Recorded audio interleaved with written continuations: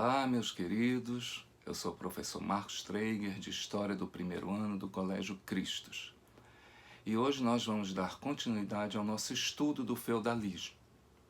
Nós estudamos na aula passada os reinos romano-germânicos, que foram inconsistentes, enfraquecidos, porque o domínio dos germanos, eles não conseguiram estabelecer governos, tentaram imitar a administração romana, mas não conseguiram. Mas muito da cultura romana também continuou existindo, como a igreja, como o colonato, que vai gerar aos pouquinhos a servidão, a transição da escravidão, do escravismo para a servidão ao longo do século III ao século IX e X. Então a Alta Idade Média, que é o assunto de hoje, vai dos séculos V ao XI. Nós vamos percorrer esse caminho dando ênfase agora a base econômica e social do feudalismo. Então vamos ao nosso estudo.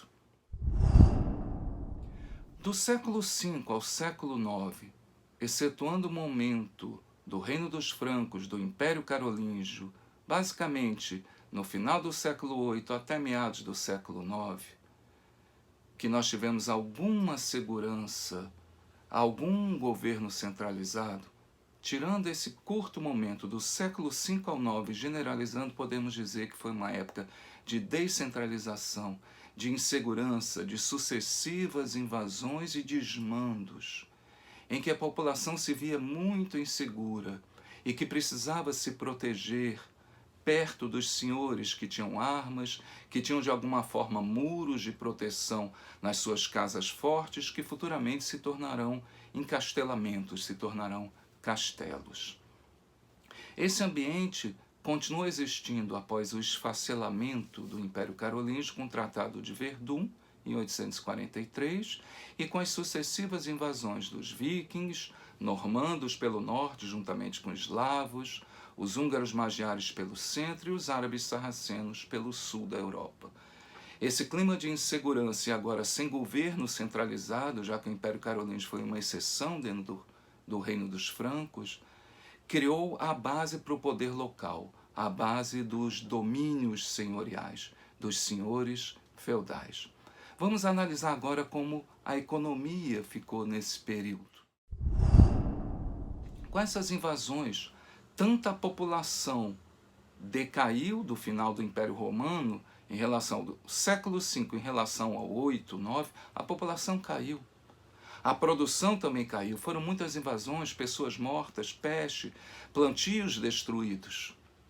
Então você tem o que nós chamamos a atrofia comercial e urbana, a regressão do comércio das cidades. As cidades eram assaltadas primeiramente, o ouro era derretido, as moedas pararam de circular. Quem é que vai querer ir com uma caravana de comércio por lugares tão perigosos que não há lei, não há ordem? Então a tendência do comércio é regredir bastante. Nunca acaba, nós estamos generalizando. Sempre há um pequeno comércio, mas ele é muito pequeno realmente na Alta Idade Média. Até o século IX, X principalmente, ele é bem pequeno. Com essa atrofia do comércio das cidades, nós temos um comércio direto entre os feudos. O feudo ele procurava ser autossuficiente, como vocês veem no slide, mas ele não conseguia, era muito mais um autoconsumo. Eles consumiam poucas coisas e procuravam produzir tudo aquilo que eles consumiam. Mas o sal, o ferro e alguns outros produtos eles não tinham, eles tinham que trocar. E às vezes eles trocavam com o feudo do lado, vamos supor. Se ele tem um pouco mais de ferro, eu levo meu trigo, ele troca por ferro. Talvez ele não esteja precisando do trigo, mas ele troca porque sabe que um dia ele pode precisar de alguma coisa minha. Porque você não tem basicamente cidades ou mercados onde você se abastecer. Então você tem essa troca direta chamada escambo. Praticamente não se usa moeda. Nunca deixou-se de usar uma pequena moeda, mas de uma forma geral nós podemos dizer que prevalecia o escambo, não se usava a moeda. E a economia era voltada para si mesmo. Você trocava aquilo que excedia, aquilo que você precisava. Então, se a sua produção de vinho não ficou boa, você vai no feudo do lado, você leva alguns produtos que você tenha, azeite, você leva trigo para trocar pelo vinho. É a troca direta. Essa economia é uma economia pobre. O feudalismo tem senhores poderosos, mas não é como hoje que nós consideramos uma pessoa poderosa, uma pessoa que dispõe de muita riqueza. Não. Eles não tinham tanta riqueza, eles tinham o poder de gerar vida. Eles tinham muitos servos no seu feudo. Eles tinham a capacidade de produzir alimento e de gerar a sobrevivência das pessoas. Então, nesse sentido, o senhor feudal é aquele que comanda a Idade Média no sentido da produção econômica. Não podemos esquecer que a igreja também é um grande senhor feudal. Se nós considerarmos a igreja como uma unidade institucional, ela é a maior ou o maior senhor feudal da Europa Ocidental. É ela quem dispõe mais terras na Europa Ocidental. Só que ela não consegue uma centralização ainda absoluta, porque a tendência desse mundo é a fragmentação e o poder localizado. Então a própria igreja também sofreu isso. Você tinha o poder do Papa, ele tentava se exercer na Itália, tentava se exercer na França, na Alemanha, mas era difícil esse sistema de comunicação. Então havia também uma certa descentralização na igreja. Como é que se vivia num feudo? Vamos tentar imaginar como seria um feudo. Um feudo é uma área muito grande, é uma fazenda muito grande, em que você tem a casa forte, que futuramente vai se murada, que vai se transformar num castelo, conforme a riqueza vai aumentando no século XI, XII e XIII, nós vamos estudar isso posteriormente. Você tem uma igreja, uma capela, porque o senhor feudal e os servos necessitam dessa ligação com Deus. Você tem o estábulo, onde ficam os animais. Você tem um moinho para moer o trigo, que fica no celeiro. Todas essas são lugares, essa arquitetura do senhor feudal. Você tem a fornalha, onde o trigo é moído, onde o pão é feito, a farinha é feita. Você tem os campos comunais, onde os animais do senhor feudal pastam, que é o pasto também usado coletivamente. E nós temos a vila camponesa, a vila dos servos. Esse ambiente todo, ele toma mais ou menos, proporcionalmente, 1/10 do feudo.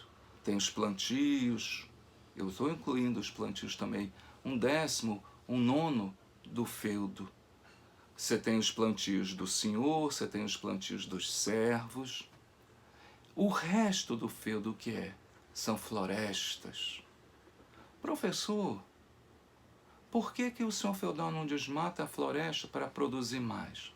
Lembrem-se que a economia praticamente não tem comércio na Alta Idade Média. Então, qual seria o sentido do senhor desmatar a floresta para produzir mais? Para vender? Vender aonde? Então, você não tem essa mentalidade de produzir para vender, para ganhar com isso. Isso vai surgir futuramente, no século XII e XIII, com o renascimento do comércio e das cidades. Mas nesse momento não, da Alta Idade Média. Então a floresta é o lugar onde o nobre cavalga, onde o nobre caça, onde ele conhece todos os caminhos, onde tem perigos também, podem ladrões se esconder, pessoas marginalizadas, então ele faz também uma vistoria nas trilhas, 1 semana e 2 semanas, para ver se não tem marginais lá dentro. É lá que ele tira a madeira para a construção. A floresta é a reserva de riqueza de vida. Você caça, você pesca, tira frutos. Toda a mitologia, todas as histórias medievais, vocês podem observar, passam por uma floresta. Então a floresta é uma riqueza também, é visto como riqueza. E o senhor feudal não gosta de desmatar para botar mais servos. Para que isso? Ele evita esse tipo de trabalho dessa forma nessa época da Alta Idade Média. E o servo, como vivia, professor? Uma vida difícil. Ele comia um pão, um trigo de pior qualidade, que ele guardava, que ele moía no moinho do senhor. Ele comia alguns cereais do solo, ovos. Uma galinha ou outra ele evitava matar as galinhas, porque elas rendem mais dando os ovos. Se ele tivesse um porco, era um grande investimento, ou uma porca que tivesse filhos, era um grande investimento, era um nobre era um servo, desculpe, que estava crescendo de vida. Era uma vida pobre, mas também a vida do nobre não era tão rica como a gente imagina. O jantar do rei Ricardo Coração de Leão antes de uma cruzada, nozes com vinho. A vida, entre aspas, era mais frugal. O nobre gostava de comer mais carnes. Ele gostava de comer carnes de aves, que o servo comia pouco. Carnes de ave, quando ele tinha um encontro com outros nobres, alguma festa, eles matavam algum veado na caça e faziam bastante carne. Porque era difícil nesse momento do século 8, 9, 10 e 11 você ter como conservar a carne. Então, se a sua família não é muito grande, de nobre, você não vai ficar matando animais de grande porte para se alimentar, porque você não tem como conservá-los, você não tem geladeira, você não tem tantas especiarias que ainda, nessa época, ainda são mais raras na Europa, que elas ajudam a conservar a pimenta, noz moscada, e também mudam o gosto da comida, que começa a se deteriorar um pouquinho. Então, o hábito de comer carne, ele é pós as cruzadas, que nós vamos estudar. Ele vai aumentar devido à conservação da carne. O método que mais se usava era ferver a carne e colocar dentro de uma ânfora de azeite. Mas venhamos, ela não ficava nada gostosa, ela endurecia. E uma ânfora de azeite, um vaso bem grande de azeite, é bem caro nessa época. Então, não havia o costume de se comer tanta carne vermelha, a não ser em grandes festividades da nobreza.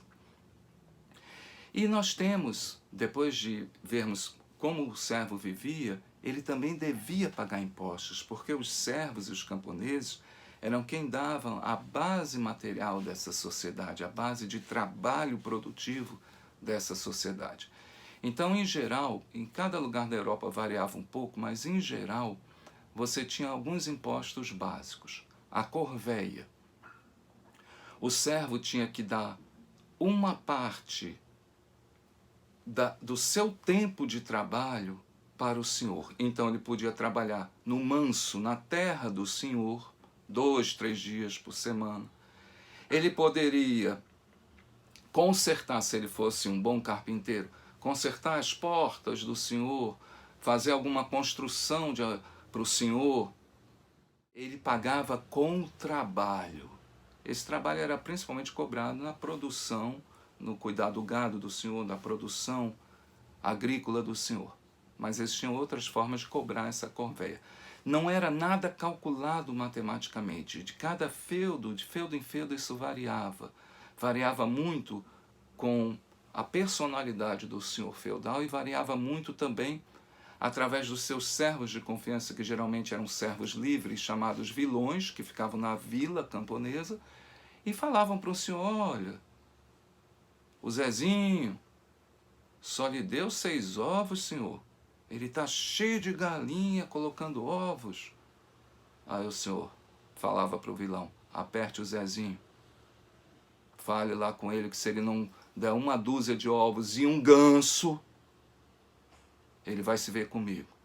Então funcionava mais ou menos dessa forma. Existia a talha, que é dar uma parte da produção do próprio servo, que o servo ele plantava em algumas terrinhas, que não eram geralmente contínuas, que o senhor dizia: olha, você planta trigo aqui, você planta centeio nessa outra, você planta cevada nessa outra. Às vezes variava o tempo do plantio. Então o servo tinha alguns lugares que ele plantava para ele também. Mas ele tinha que dar uma talha, uma parte, talhar uma parte para o senhor. Existia também o pagamento das banalidades. Se um servo pede para o senhor madeira para aumentar a casinha dele, ele vai tirar a madeira da floresta. Claro que o senhor vai dizer para não tirar nenhuma madeira nobre, vai dizer para o vilão: olhe lá para ele não tirar nenhuma madeira nobre, só aquelas madeirinhas mais fracas, mas ele vai ter que pagar isso. Não é em dinheiro. Ele vai ter que pagar a moenda do trigo no moinho do senhor. Uma série de coisas que ele faz, ele vai ter que pagar. São as coisas banais do dia a dia. Por isso que é um imposto chamado banalidades. Então também é cobrado dessa forma mais espontânea. Ele vai me dar tanto de produção agrícola, ele vai me dar tantos ovos de ganso, enfim. Eram feitas dessa maneira sem ser um cálculo lógico e matemático. Então isso variava muito da época. Se fosse uma época de carência, uma época de geadas, coitado do servo, porque muitas vezes o Senhor exigia muito dele, porque o Senhor tinha menos nesse momento na produção. E isso variava também muito com a personalidade do senhor feudal. E nós temos também o imposto do dízimo, que é o imposto da igreja. Geralmente, num feudo mais próximo, uma vez por mês pelo menos, ou no próprio feudo, na capelinha do feudo, o padre faz uma missazinha por mês. Ele vai dar a bênção a todos, vai orientar as pessoas, vai ouvir as pessoas nas confissões e vai cobrar o dízimo. Geralmente você tem aqueles que puxam mais para o lado querendo agradar o padre para tentar conquistar um lugarzinho no céu, que vão falar para o padre: oh, o João só trouxe um pintinho para o senhor, ele está cheio de pintinhos, está cheio de galinhas. E o padre diz: fale para ele lá, que ele não está sendo honesto com o senhor. Então, lá vinha o João, com ovos, com uma galinhazinha, porque ele tinha medo de pecar e ir para o inferno quando morresse. Então ele procurava agradar o João, o servo, procurava agradar o padre. Então nós temos esse ambiente. Claro que isso também variava muito pela personalidade dos padres, a forma de se relacionar, essa cobrança do dízimo, que ia para a igreja. Esse é o ambiente feudal. É um ambiente de isolamento, de poucos recursos, de uma vida rural. E nós temos a divisão da sociedade na chamada teoria das três ordens. A igreja, por volta do século X e XI, oficializa essa teoria, que foi muito importante na Idade Média. É uma teoria que explica o sentido das pessoas viverem daquela maneira. Ah, professor, mas isso existia, você estava daquele jeito porque Deus queria. É verdade, sempre existiu. A providência divina que organiza tudo. Mas nesse momento a teoria ficou mais organizada e de forma bem religiosa e social. Vou mostrar para vocês. É a teoria das três ordens, que é muito cobrada nos vestibulares. Como é que ela se dá? É como se eu nunca tivesse me visto no espelho. Vamos supor que vocês nunca tivessem visto no espelho. Como os indígenas, quando na chegada dos portugueses ao Brasil, eles nunca tinham se visto no espelho. Quando você se vê no reflexo do lago, vamos supor que você é um indígena, você nunca se viu, você não tem ideia de como você é. Quando você vê um espelho pela primeira vez, nossa, você se assusta, eu sou assim. Socialmente, a igreja criou um espelho para as pessoas entenderem o funcionamento da sociedade. Percebe? Que espelho foi esse? É a sociedade tripartida, trifuncional. Acima dessa pirâmide existe Deus. E a igreja dizia: Deus é luz, e emana sua luz sob a forma de cachoeira. Primeiro banhando a primeira ordem, o primeiro estado, que é a igreja, aqueles que rezam, que procuram a verdade, que procuram contato em nome de Deus e podem orientar a sociedade no que é certo, no que é errado, no que é justo, no que é injusto. E orientar também o sentido da vida, o significado da vida, que é a busca do reino dos céus após a morte. Depois essa luz que vem sob a forma de cachoeira banha a nobreza, que são os nobres que guerreiam, mas que guerreiam agora em nome de Deus, não mais como os bárbaros em nome da sua ganância. Eles foram convertendo os bárbaros à igreja, mas em nome de Deus. Há necessidade. E a luz que banha por último a maior parte da sociedade, os servos camponeses, que recebem um pouquinho menos de luz, que fazem a sua função de trabalhar, de produzir as coisas para a sociedade, que é mais difícil, é um pecado, é devido ao pecado original. O homem foi condenado ao trabalho, mas que através do seu trabalho, através da sua dedicação e resignação, atingirão o reino dos céus. E essa sociedade tripartite, ela é a representação da Santíssima Trindade na terra, Obviamente que não com a mesma elevação, mas ela simboliza também a Santíssima Trindade, que é o Pai, o Filho e o Espírito Santo reunidos numa unidade.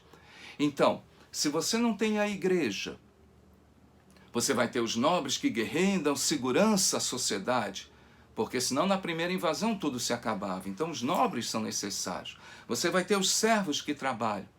Mas e o senso de justiça? Qual o caminho seguir? Qual a função da minha vida? Quem faz isso, quem diz isso é a igreja. Porque ela conhece, ela estuda, seus homens estudam, seus monges têm suas teologias, eles estudam. Então, sem a igreja, esse mundo ruiria. Sem a nobreza, você teria a igreja dizendo o que é certo, errado, orientando o sentido da vida, você teria os servos trabalhando, mas na primeira invasão tudo acabaria. E sem os servos, você teria o caminho certo dado pela igreja, a proteção da sociedade com a nobreza, mas não teria a produção de nada. Não teria o trabalho, não teria a agricultura. Então eles são 3 em 1 como a Santíssima Trindade. Um precisa do outro e vive em função do outro. Só que a luz de Deus banha primeiro o primeiro estado, que é a igreja, depois o segundo estado ou segunda ordem, que é a nobreza, e por último a terceira ordem, que era chamado o povo, mas o povo nessa época eram basicamente servos e camponeses. E assim está montado o nosso mundo. E assim o mundo feudal da Alta Idade Média se consolidou após a queda do Império Carolíngio, com a força dos seus feudos, com esse modo de viver, com uma economia, com atrofia comercial e urbana, comércio direto e economia que procurava precisar só o que produzia, a autossuficiência. E uma sociedade que vive essa vida, uma vida simples, mas uma vida que tem um sentido maior, um sentido transcendental, além dela mesma, através da igreja, da nobreza e dos servos. Hoje nós fizemos um apanhado geral, econômico, social da Idade Média. A sociedade é dita pela igreja, é ela quem organiza essa sociedade. E a igreja e a nobreza fazem parte de um mesmo grupo, um grupo de elite que comanda a sociedade. E a servidão, os camponeses, são aqueles que sustentam com seu trabalho a sociedade. Então nós tivemos um panorama geral da Idade Média. Na próxima aula nós continuaremos nosso estudo observando as transformações do século X e XI que desembocarão nas cruzadas. Um abraço e até a próxima aula.